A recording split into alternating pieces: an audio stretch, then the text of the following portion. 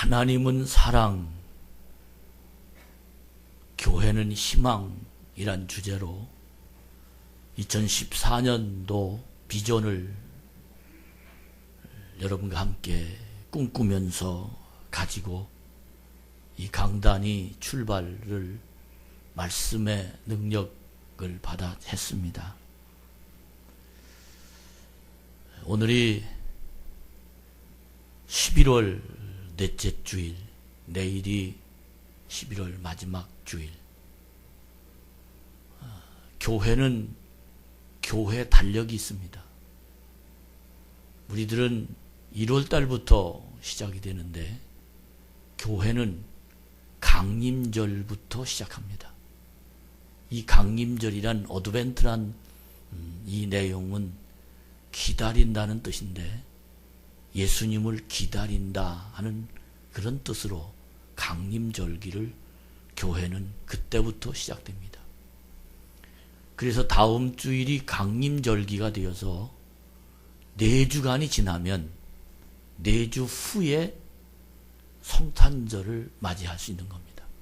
그래서 성도들이 예수님을 간절히 기다리다가 4주 동안 기다리다가 성탄절을 맞이하면서 주님과 함께 살아가는 그런 절기, 이것이 바로 교회 절기의 시작이 되는 것입니다.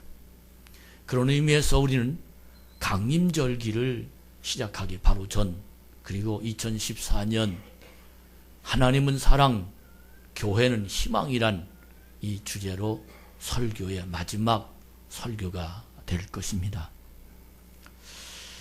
하나님의 사랑, 교회는 희망이란 이 뜻이 도대체 어떤 뜻을 지니고 있는가? 이 말은 하나님의 사랑을 받은 사람들이 교회 안에서 간증자로 나서서 여기 교회에 희망이 있다. 그래서 이 희망을 찾아가자 하는 이 주제, 이 뜻입니다. 전 이 설교를 2014년에 계속해서 연이어서 이 설교의 주제를 맥을 이어가며 하면서 나는 어떠한 간증을 갖고 한 해 동안 살았나 하는 생각을 여러 각도로 해 보았습니다. 사실 한국교회는 간증거리로 교회가 부흥되었습니다. 지금도 간증거리를 품어내고 있는 사람은 늘 승리를 이루는 삶을 살고 있습니다. 특별 새벽기도와 동안에 21일 동안 전도 릴레이를 했는데 그 릴레이 하는 내용이 간증이었습니다. 정말 모든 장로님들, 전도사님들, 권사님들, 집사님들 21일 동안 하나님의 성전에서 열심히 간증을 했습니다. 그리고 밑에 오시다 보면 사진도 찍혀 있는데 인증샷을 찍어서 나는 이 사람하고 전도하며 간증을 했습니다. 라고 그렇게 열심히 나름대로 그분들의 복음을 증거하는 일들을 릴레이로 전도하면서 간증했습니다.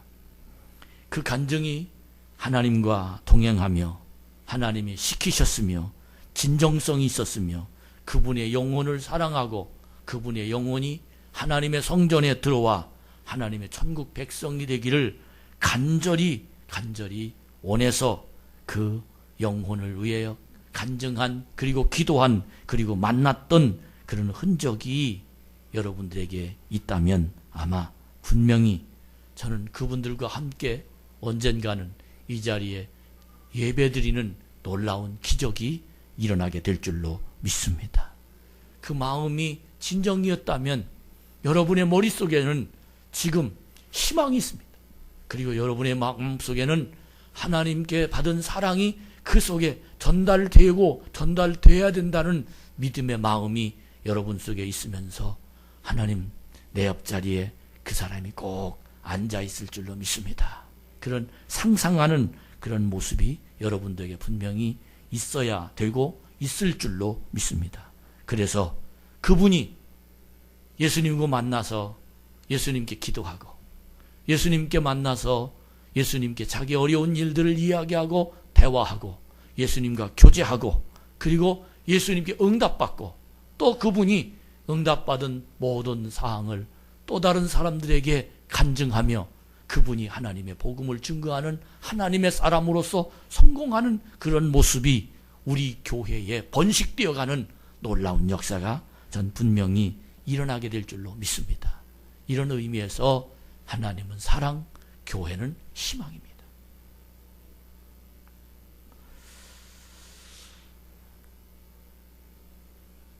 저는 또다시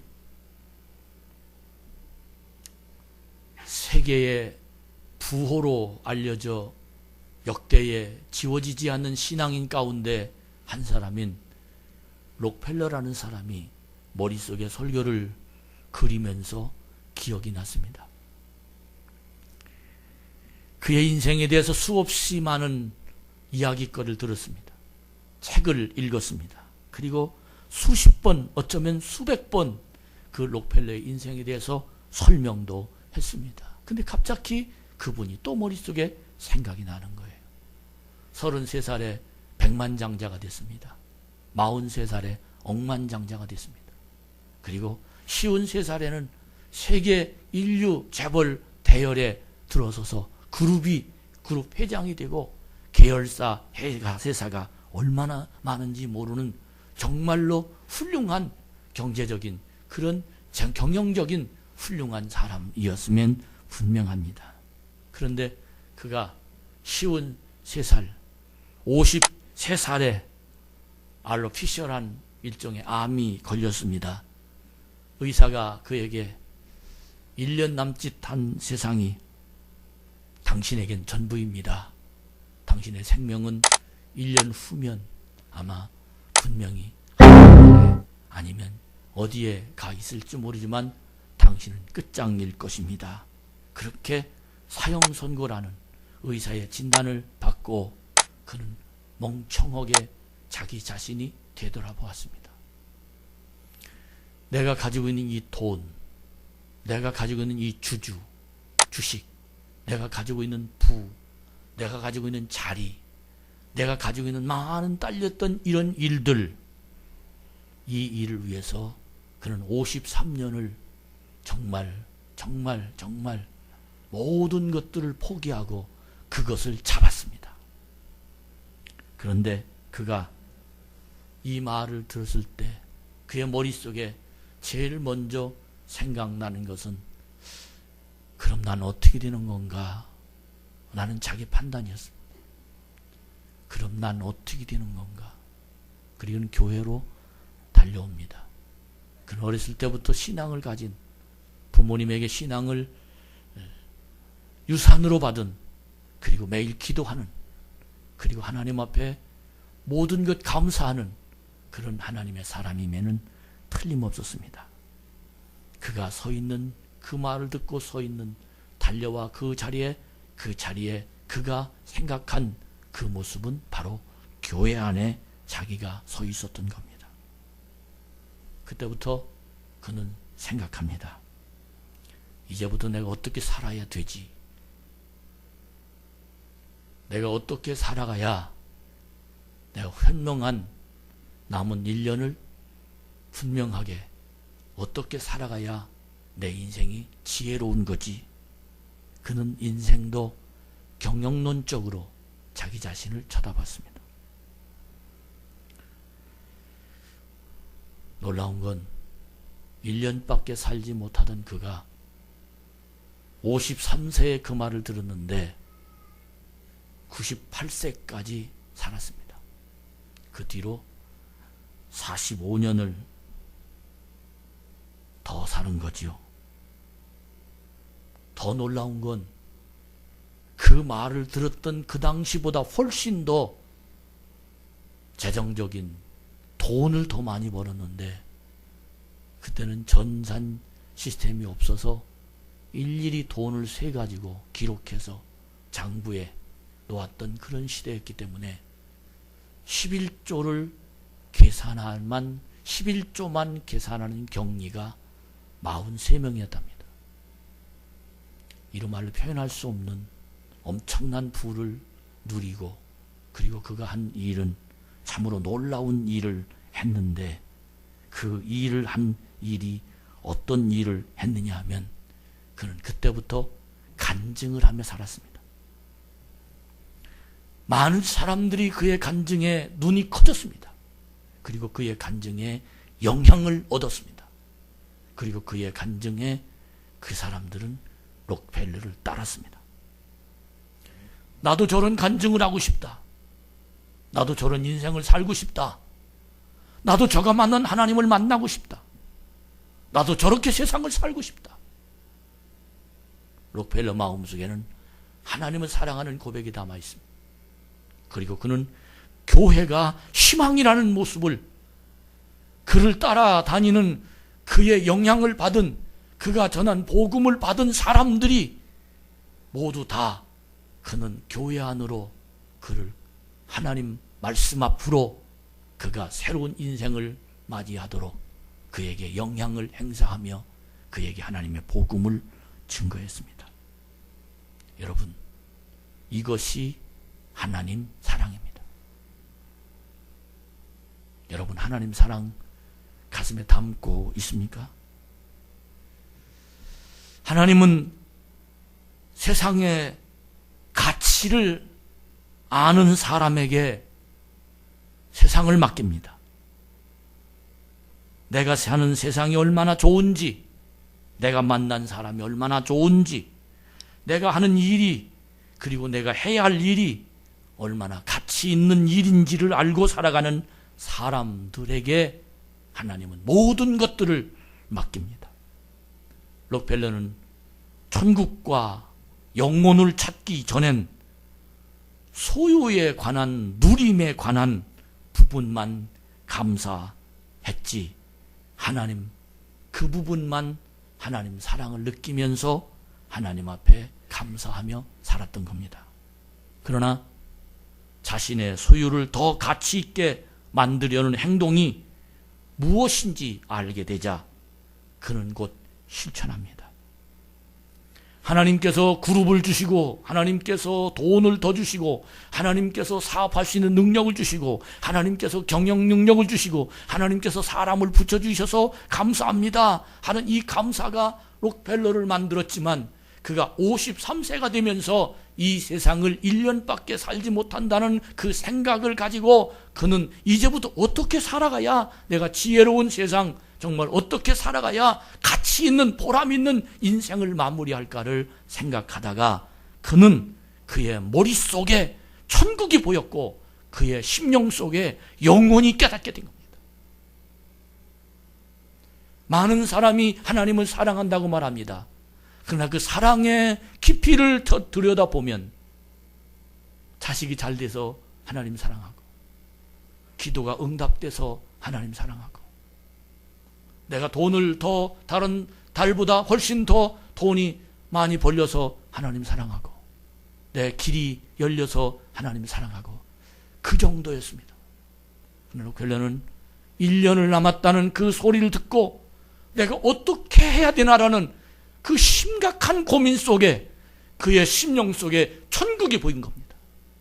1년 후면 하나님 나라 갈 건데, 1년 후면 내 영혼이 하나님의 상급을 받을 터인데, 오늘날 교회 안에서의 가장 큰 문제가 어떤 문제인고 하니, 교회는 왜 교회를 세우느냐?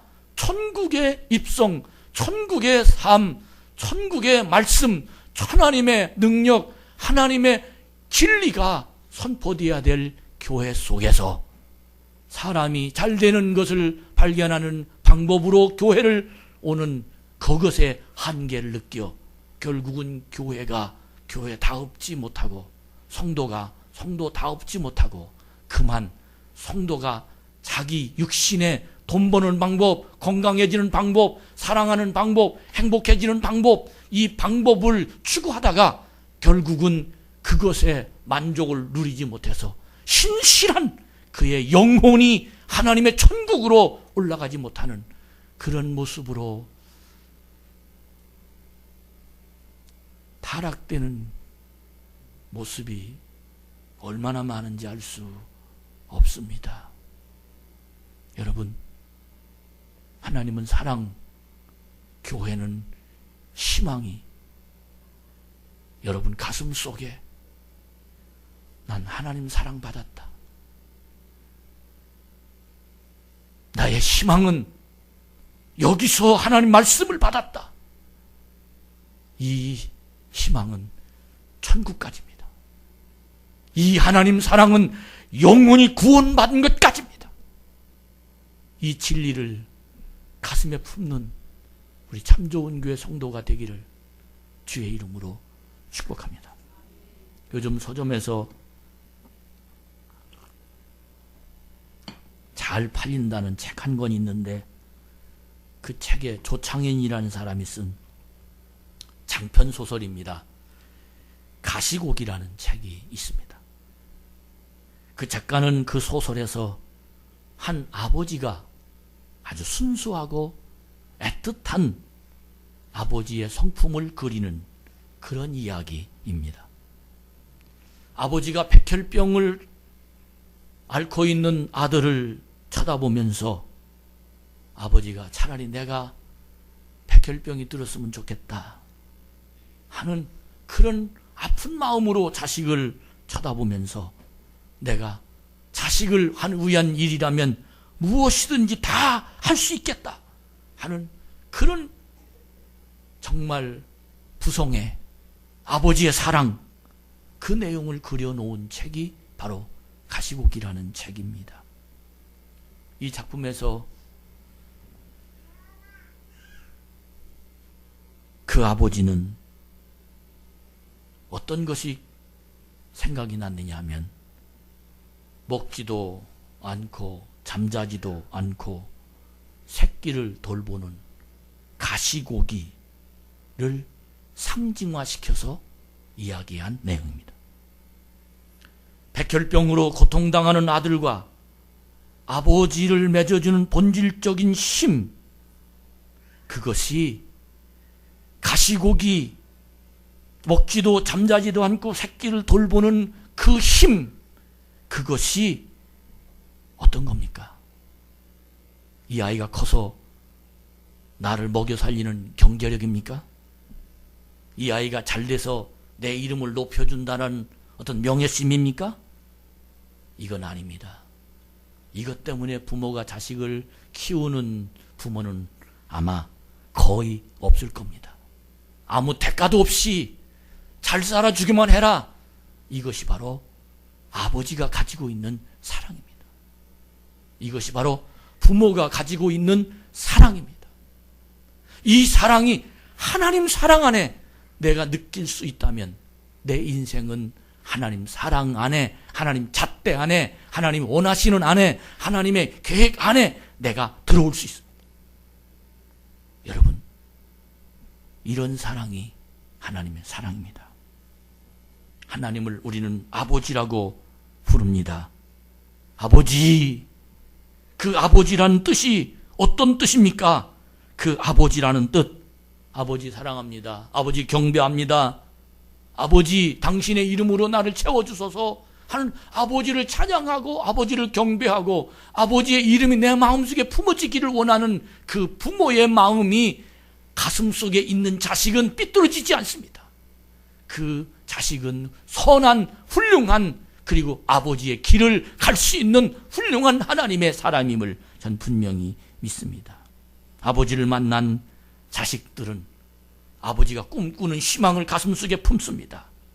그리고 그 희망은 곧 세상을, 그리고 내 이웃을, 그리고 내가 속한 교회를, 그리고 내가 맡은 가족과 가문을 이어갈 수 있는 원동력이 거기서부터 나타날 수 있게 되는 것입니다. 사랑하는 우리 참 좋은 교회 성도 여러분, 하나님은 사랑이고 우리 교회는 희망입니다. 이 자리에서 여러분들이 하나님의 사랑을 돈 주고 밥 주고 건강하고 이 정도로만 생각하는 그 사랑을 가지고 있다면 여러분은 이것이 되지 않으면 떠날 겁니다. 그러나 이곳에서 나를 부르시는 천국, 나를 부르시는 나의 영혼의 기쁨, 이 분명한 하나님의 진리가 나의 가슴을 움직여 주신다면, 그 사랑으로 이 자리에 앉아 있다면 여러분은 하나님의 천국을 또 다른 사람에게 전달할 수밖에 없을 겁니다. 여러분은 이 교회 속에서 들은 이 말씀을 또 다른 사람에게 간증거리로 나서지 않을 수 없을 것입니다. 여러분, 이 가슴이, 열정이, 이런 하나님의 사랑이 여러분에게 물붓듯 부어주는 하나님의 역사가 있기를 주의 이름으로 축복합니다. 록펠러는 아버지의 사랑을 만났습니다. 그 아버지의 사랑은, 육신의 아버지의 사랑을 만났을 때는 돈을 버는 것이 자기가 최고라고 생각했지만, 전능하신 하나님 아버지를 진심으로 만났을 때는 그는 천국을 본 것입니다. 그는 영혼을 가슴속에 품을 수 있었던 것입니다. 여러분, 오늘 이 자리가 천국이 여러분에게 보이고 영혼이 여러분에게 보여서 내 진리와 진실이 하나님 앞에 쓰임받는 복 있는 하나님의 사람으로 만들어지기만을 주의 이름으로 축복합니다. 오늘 본문을 보면 우리가 일상적인 삶에서 우리의 믿음의 관점을 매 순간순간 바르게 세워가면 이 전능하신 아버지를 보다 진지하게 대면해 갈 수 있다라는 말씀을 기록하고 거기서 가르쳐 줍니다. 오늘 본문 속에 나의 아버지는 서로 사랑하라, 사랑하라, 사랑 안에 하나님의 뜻이, 사랑 안에 하나님의 말씀이, 그렇게 사랑이라는 말씀을 우리에게 전달하고 있지만, 이 사랑이란 이 말씀 그 깊은 곳에는 내 아버지는 전능하신 아버지, 나는 이 아버지, 전능하신 하나님 아버지를 내가 믿습니다. 그렇게 내 아버지, 전능하신 하나님 아버지, 영혼을 주시는 아버지, 천국의 주인이신 아버지, 그 아버지가 내 눈에 보여지게 되는 것입니다. 유대인들이 예수님을 빌라도에게로 데리고 와서 십자가에 못 박도록 강요했을 때 빌라도는 최종적으로 예수를 군중들 앞에 세우고 군중들 보고 하는 말이 있었는데, 그 말이 뭐냐면, 보라 이 사람을, 이렇게 말합니다. 보라 이 사람을. 에세 호모란 이 뜻은, 보라 이 사람을, 이런 이 사람의 뜻이 어떤 뜻이냐면, 이 사람이란 뜻은 보라 여기 이 아버지를, 아버지라는 뜻이라는 거예요. 보라 여기 이 아버지를. 이 말을 좀 더 깊이 말하면, 여기 이 전능하신 아버지를 보라. 전능하신 아버지를 보라. 그가 전능하신 분이기 때문에 자기 자녀들의 죄를 걸머지고 십자가에 달려 돌아가셨던 것입니다. 너는 이분을 보라. 내 아버지, 가시고기에 쓰였던 그 아버지, 백혈병에 들었던 그 모습을 보고 가슴 아파하는 그 아버지 이상으로 영혼의 아픔을 바라보면서 세상의 사람들을 보는 그 아버지를 보라. 여러분, 이 아버지 사랑을 발견하는 교회가 되기 바랍니다. 아버지, 전능하신 아버지, 전능하신 아버지, 죄와 죽음의 권세를 이기시고 부활하신 그 아버지, 그 아버지, 사도 요한은 이 아버지는 사랑이라고 증언합니다. 사랑에 묶여있는 전능하신 아버지를 보라고 사도 요한은 우리에게 증언합니다. 그 아버지는 사랑의 한가운데서 전능하신 일을 이루어 가신 분이시고, 전능하신 아버지 하나님은 사랑이시기 때문에 파괴하고 분열하고 이런 일들보다는 지속적으로 화합하고 만들어가고 이해하고 용서하고, 가능한 한 자기가 잘못했다고 말하고, 가능한 한 자기의 길이, 모든 사람이 함께 가는 것을 원하시는 창조의 하나님이심을 말씀하고 있습니다. 우리 아버지는 세상을 창조하셨습니다. 범죄한 인류에게 범죄의 벌을 내리시지 아니하고, 그 아버지는 영생의 길을 우리에게 허락해 주셨습니다. 사도 요한은 우리에게 이렇게 말합니다. 아버지를 닮아가라. 내 아버지를 닮아가라. 아버지를 닮는 것이 사랑이다. 그 아버지를 닮는 것이 서로 사랑하는 것이다. 이렇게 말합니다. 오늘 요한일서 4장 7절에 보면 사랑하는 자들아 우리가 서로 사랑하자. 사랑은 하나님께 속한 것이니 사랑하는 자마다 하나님으로부터 알고 나서 하나님을 알고 사랑하는 자들아 우리가 서로 사랑하자. 힘이 빠진 교회 그리고 하나님 사랑, 힘이 빠진 하나님 사랑, 그 이유는 무엇입니까? 하나님께 받을 사랑만 바라는 사람들이 드리는 예배, 그곳에는 힘이 빠진 예배입니다. 오늘 또 하나님께 날 무엇을 주실까? 라고 바라는 그 예배는 힘이 없는 예배입니다. 그러나 받은 것을 감사하는 예배는 힘이 있는 예배입니다. 여러분 힘이 있습니까? 힘이 없습니까? 저는 오늘 심각해졌으면 좋겠습니다. 2014년을 보내면서 오늘 또 여러분과 제가 하나님 앞에 받으려고 하는 사랑을 이제는 하나님 앞에 드리려고 하는 사랑으로 바꿔지면 여기에 하나님의 사랑이 계속 남아질 수 있습니다. 그리고 여러분은 간증거리가 있을 겁니다. 왜? 하나님은 여러분들을 사용하십니다. 하나님 여러분을 끌고 가십니다. 하나님 여러분들에게 큰 그릇으로 만들어 주십니다. 하나님 여러분들을 통해서 새로운 세상을 만들어가는 하나님의 기적이 일어나게 될 줄로 믿습니다. 여기에서 하나님의 사랑을 체험하고 나면 내가 나눌 사랑을 지금도 찾아다니며 그 내가 받은 사랑을 모든 사람에게 나눠줍니다. 하나님 앞에 하나님께 속한 사람은 하나님이 그 사람에게 사랑을 쏟아 부어주신다고 그랬어요. 여러분 그 사랑을 받읍시다. 내가 사랑하고 싶어집니다. 내가 저 사람을 주고 싶어집니다. 내가 저 사람을 용서해주고 싶습니다. 내가 저 사람을 위해서는 무언가 해주고 싶습니다. 이것이 바로 하나님의 사랑이 그 속에서 부어주셨기에 내 속에서 우러나오는 것입니다. 교회가 이런 교회, 이런 성도가 있는 교회가 되면 여기에 희망이 되지 않겠습니까? 여기에 길이 발견되지 않겠습니까? 여기에 하나님의 능력이 주어지지 않겠습니까? 여러분 오늘 정말 어쩌다 모르게 와서 앉아있는 영혼 없는 예배가 아니라 천국이 보여지고 내 영혼이 하나님 앞에 말씀이 들려지며 진실한 모습으로 하나님의 사랑이 여러분 가슴에 부어지는 진리를 따라가기를 주의 이름으로 축복합니다. 아브라함 링컨 여러분 대통령을 잘 알 겁니다. 그분이 하루는 집무실에 있는데 한 여인이 대통령을 찾아왔어요.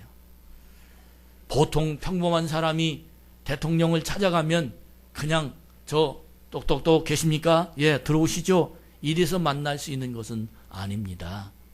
얼마나 많은 과정을 거치고 문을 거치고 검색대를 거치고 신분을 조사하고 뭐 별짓 다 해서 대통령을 만나는데 글쎄 그분이 그 여인이 대통령을 지금 만나고 있는 거예요.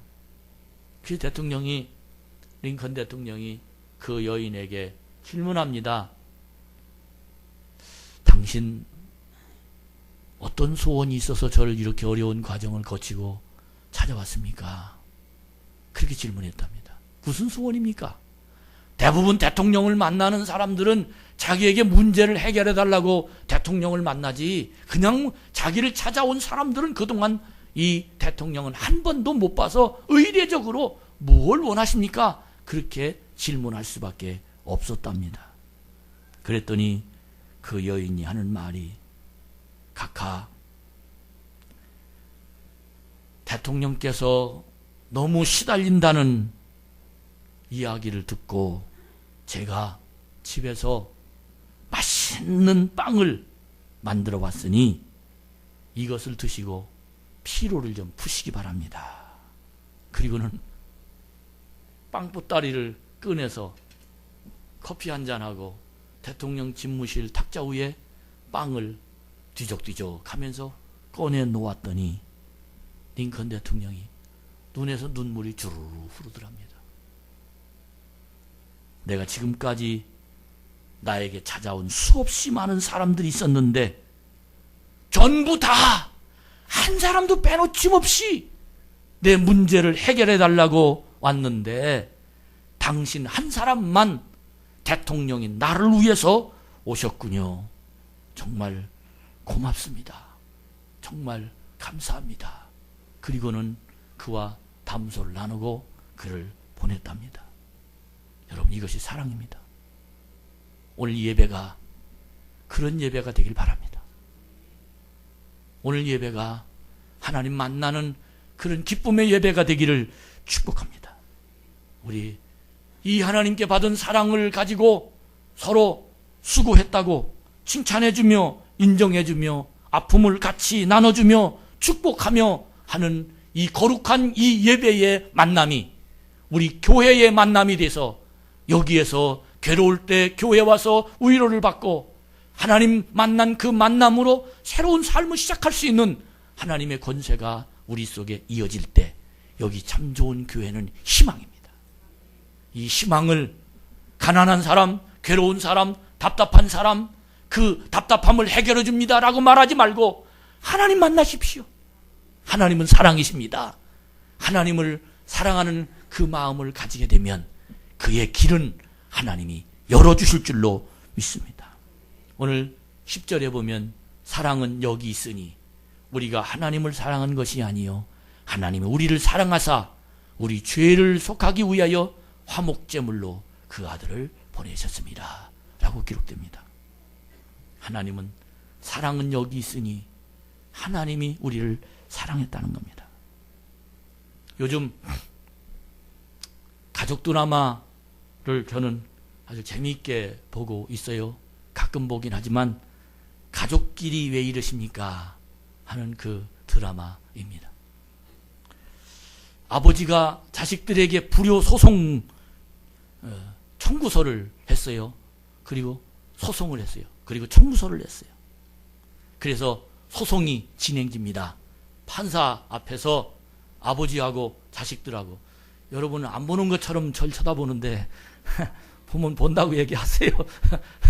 아주 저는 그 내용을 쭉 읽으면서 어떤 자식에게는 2억을 청구하고 어떤 자식에게는 1억 8천을 나중에 안 주니까 압류까지 월급에 붙이는 그런 일들을 진행돼 갑니다. 그래서 재판을 벌이다가 판사가 조정을 시키죠. 그 조정을 시키는데 그 조정에 시키면서 며느리에게 이 아들에게 조정의 내용이 뭐냐면 너 우리 집에 들어와서 3달만 살아라. 큰딸에게는 시집을 나이가 먹어도 안 가니까 너 맞선 10번 봐라. 그리고 막내에게는 돈 100만 원씩 매월 나에게 줘라. 그런 조정을 이렇게 시켜줍니다. 저는 그 드라마를 보면서 참 우리 부모님에게 너무 죄송했어요. 우리 부모님이 살아계셔서 나한테 청구 소송을 했다면 나는 뭐라고 얘기하실 것인가? 자기 인생 다 들여서 나를 길렀어요. 난 아무것도 갚지 못했어요. 사랑은 여기 있으니 우리가 하나님을 사랑한 것이 아니요 하나님이 우리를 사랑하사 우리 죄를 속하기 위하여 화목제물로 그 아들을 보내셨습니다. 내가 아버지를 사랑한 것이 아니라 아버지가 나를 사랑해 주셨어요. 내가 부모에게 갚을 것이 아무것도 없었어요. 우리 부모님이 나를 길러서 지금까지 난 여기까지 오게 된 겁니다. 결국은 우리 부모님이 나에게 청구 소송을 하면 드릴 게 없어요. 저는 이 내용을 읽으면서 하나님이 나에게 청구 소송하면 나 어떡하지? 여러분 그거 생각해 보셨어요? 하나님이 나에게 청구 소송하면 나에게 무엇을 원하실까? 내 목숨 내가 줬으니 내놔. 내 재산 내가 복을 줘서 누린 거니 내놔. 내 건강 내가 줬으니까 내놔. 내 행복 내가 줬으니까 내놔. 부인할 사람 있습니까? 안 받은 사람 있습니까? 감사하지 않다, 감사하다고 말하지 못한 사람 있습니까? 하나님은 아마 나에게 청구한다고 말하면 수없이 많은 것들을 청구하실 겁니다. 그런데 하나님은 그걸 나한테 받으시려고 하는 것이 아니라 아마 조정하시겠지요. 조정하시겠지요. 뭘 하나님이 원하실까? 내 목숨 대신에, 내가 받은 재산 대신에, 내가 가지고 있는 건강 대신에, 내가 가지고 누리고 있는 명예 대신에, 내가 가지고 있는 행복 대신에 하나님이 무엇을 달라고 하시면서 나에게 조정을 하실까? 저는 그 말씀을 듣고 내 머릿속에 생각하기를, 하나님 저에게 이런 조정을 하실 것 같아요. 너 거룩해라. 너 거룩해라.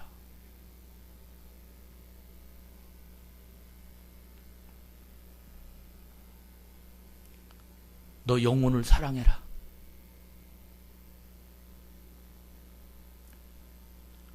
너 정직해라.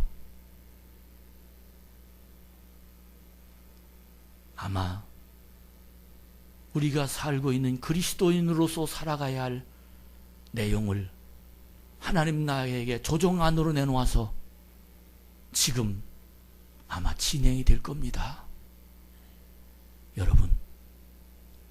여러분, 그 자식은, 드라마에 나오는 그 자식은 아버지의 뜻을 따라 순복해서 며느리는 짐 싸들고 3개월 살겠다고 말했고, 딸은 맞선 10번 보겠다고 말했고, 그래서 조정이 됐습니다.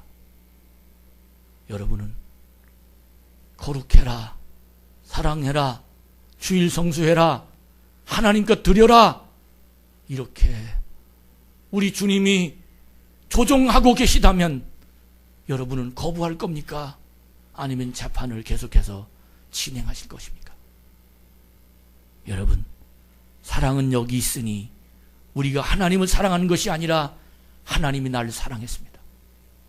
하나님 나에게 목숨을 맡겨주셨고, 하나님이 지금까지 나에게 살게 하셨고, 내가 가지고 있는 집 내 것이 아니라 하나님 것이고, 내가 가지고 있는 건강, 내 자식, 하나님이 다 주셨습니다. 오늘 이 시간 여러분과 제가 이 사랑을 알고 있다면 하나님은 사랑, 우리 교회는 이것을 깨닫고 실천하는 희망이 되는 여러분의 마지막 메시지가 되기를 주의 이름으로 축복합니다. 12절에 보면 어느 때나 하나님을 본 사람이 없으되 만일 우리가 서로 사랑하면 하나님이 우리 안에 거하시고 그의 사랑이 우리 안에 온전히 이루어지느니라. 하나님이 본 사람은 없지만 그러나 하나님 사랑이 내가 거하면 반드시 그 사랑이 내 마음속에 부풀어 오릅니다. 그 사랑이 내 속에 부어집니다. 그 사랑을 가슴속에 품고 내가 지금 무슨 일이든지 해야 내 마음이 기쁘지, 무슨 일이든지 해야 내가 하나님의 길을 걸어가는 것이지, 그 소리를 듣고도 아무것도 하지 않고 내 모습대로 내 마음대로 지나간다면 결국은 하나님은 사랑이라고 말할 자격이 없습니다. 저 아버지는 내 아버지라고 말할 자격이 없습니다. 여러분, 지금 우리는 청구 소송 중이라고 생각하면서 조정 안에 여러분과 제가 그 아버지 하나님을, 전능하신 아버지 하나님을 감사하며 받아들이는 믿음의 모습이 일어나기만을 주의 이름으로 축복합니다. 그리고는 그분이 하는 말이 하루에 한 번씩 아버지한테 전화해라. 하루에 한 번씩 궁금하니까 전화해. 기다리시는 아버지 궁금하니까 전화하란 말이야. 이게 조종 아니에요. 이게 무슨 뜻입니까? 기도해라. 내 하나님 아버지가 궁금해하셔. 내 마음을 열어놓고 진정성 있는 아버지의 영혼이 내 속에 들어오도록 기도해라. 그리한 너와 하나님 아버지가 섞여 있는 거야. 이것이 하나님 사랑입니다. 내 기도 소리를 들은다는 것은 전화 소리를 듣는다는 거예요. 내 마음을 하나님이 원하신다는 겁니다. 여러분, 우리가 주님을 만나는 강림절 오기 전에 내 마음이 정리돼서 주 예수여 어서 오시옵소서, 이런 믿음의 메시지가 여러분의 가슴을 움직이는 진리가 여러분 속에 있는 하나님의 사람이 되기를 주님의 이름으로 축복합니다. 양팔이 없고 한쪽 다리가 짧은 아이를 낳은 부모가 너무 원망스러워서 앞일이 캄캄했습니다. 내가 죽을까? 아니면 이 자식 내다 버려버릴까? 너무너무 괴로운 그런 가슴 아픈 자기 자신의 운명이 저주스러웠던 그런 사람이었는데, 글쎄 그분이 하나님 사랑을 만났어요. 내 아버지 하나님 전능하신 아버지야. 이 전능하신 엘샤다이란 이 전능한 이 전능 속에는 그분은 못하실 일이 없는 분이야. 내가 비록 양팔이 없고 한쪽 다리가 짧은 이 아이를 낳았지만 이 아이를 통해서 전능하신 하나님은 분명히 무언가 하실 거야. 이것이 하나님 믿는 겁니다. 이 하나님이 그 아버지 하나님이십니다. 여러분, 그 아버지를 믿음으로 받아들이는 하나님의 권세가 여러분 속에 이루어가는 복 있는 자가 되기를 주의 이름으로 축복합니다. 그는 희망을 가지고 살았습니다. 왜? 아버지의 전능을 믿었습니다. 아버지의 전능은 인간의 최악의 불행에서 그 중에서도 하나님을 찬양하게 만듭니다. 여러분, 하나님 찬양합시다. 그 이유는 합력하여 선을 이룹니다. 그 이유는 하나님은 나에게 길이 있어서 나의 길을 돌봐주시고, 내가 지금 최악의 사태지만 내 아버지는 지금도 나를 감싸주시고 나의 길을 열어주십니다. 이것이 하나님의 사랑입니다.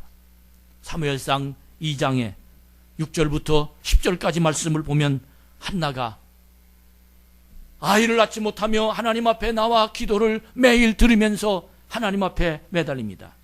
하나님은 사람을 살리기도 하고 죽이기도 하시고, 하나님은 사람을 하나님 앞에 나와서 기도하고 하나님이 하시는 그 이름을 바라보면서 한나의 그 기도가 우리의 마음을 얼마나 움직이는지.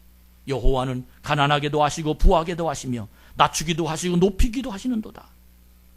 여호와는 가난한 자를 진토에서 일으키시며 빈궁한 자를 거름더미에서 올리사 기저들과 함께 하시며 영광의 자리를 차지하게 하시는도다. 땅의 기둥들은 여호와의 것이라. 여호와께서 세계를 그것들 위에 세우셨을 것이다. 여러분, 우리 하나님은 살아계셔 오늘도 나를 바라보고 계십니다. 이사야 40장 31절에 보면 여호와를 앙망하는 자는 새 힘을 얻으리니 독수리가 날개침같이 올라갈 것이다 라고 말합니다. 전능하신 하나님, 이런 분이십니다. 여러분, 그 하나님의 사랑이 가슴속에 넘쳐나기를 주의 이름으로 뿐만 아니라, 그 하나님은 이렇게 원수들을 부서뜨리기도 하지만 그뿐만 아니라 내 자신의 죄를 위해서, 내 자신의 사랑을 위해서, 내 자신의 용서를 위해서는 자신이 직접 십자가를 지시는 분이시기도 합니다. 죽기까지 나를 사랑해 주셨습니다. 이분이 바로 전능하신 아버지입니다. 이분이 바로 전능하신 내 아버지의 사랑이십니다. 여러분, 그 사랑이 여러분 가슴 속을 담아가는 오늘 이 귀한 예배가 되기를 축복합니다. 그럴 때 내 속에 희망이 생깁니다. 그럴 때 내 속에 길이 열려집니다. 그럴 때 내 속에 확실하게 미래가 보장됩니다. 그때 내 속에 하나님의 꿈이 생기게 되고 그 속에서 하나님의 승리가 나타나게 될 줄로 믿습니다. 교회가 희망입니다. 교회는 예수님의 몸입니다. 그리고 우리는 그의 지체입니다. 다음 주면 강림절기가 시작됩니다. 예수님을 기다리는 절기. 여러분, 나의 심령에 예수님이 오시기를 간절히 기다려서 아직 하나님 사랑이란 행복이 더 넘치도록 훌륭한 절기를 만들어가는 복 있는 자가 되길 바랍니다. 다음 주면 이 강단 드릴 이 천이 보라색으로 바뀝니다. 보라색은 고난이란 뜻을 지니고 있습니다. 여러분, 왜 주님이 나 때문에 고난 받으시기 위해서 오셨다는 겁니다. 우리 모두 정말 신실한 하나님의 사람으로 그냥 맹탕 교인 되지 말고 내가 하나님 받은 사랑이 무엇인지 느끼지 못하는 불효자식은 아버지에게 받은 사랑을 모르는 게 불효자식입니다. 정말 우리가 하나님 사랑이 내 가슴속에 품어서 진정한 하나님의 길이 열려지는 희망을 만나는 참 좋은 게 성도가 되기를 축복합니다.